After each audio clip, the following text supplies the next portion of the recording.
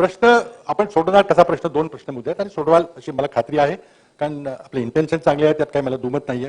तर दोन मार्ग आहेत. एक, मराठा समाजाची मागणी आहे की आम्हाला सरसकट कुणबी हे नाव लावा आणि कुणबी आम्हाला म्हणा, सर्टिफिकेट द्या, सगळ्यांना कुणबी म्हणा. आता त्याला काही लोकांचा विरोध आहे, बरोबर नाही, कारण मराठाचं अस्तित्व संपेल असं काही गोष्टी आहेत.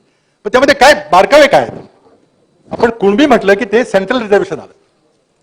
तर सेंट्रल रिझर्वेशन मध्ये आपल्याला युपीएससी मध्ये देखील ते आरक्षण मिळणार आहे, मिळू शकतं. कारण मंडल आयोगामध्ये कुणबी हा शब्द प्रयोग आहे, ते मराठा हा कुणबीच आहे असं म्हटलं तर त्याचा काय अर्थ होईल आपण बघा.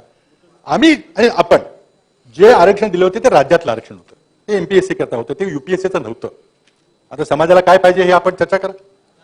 कुणबी आरक्षण, जर कुणबी म्हटलं शब्द तर तो दिल्लीच्या लिस्टमध्ये, सेंट्रल लिस्टमध्ये तो शब्द येतो.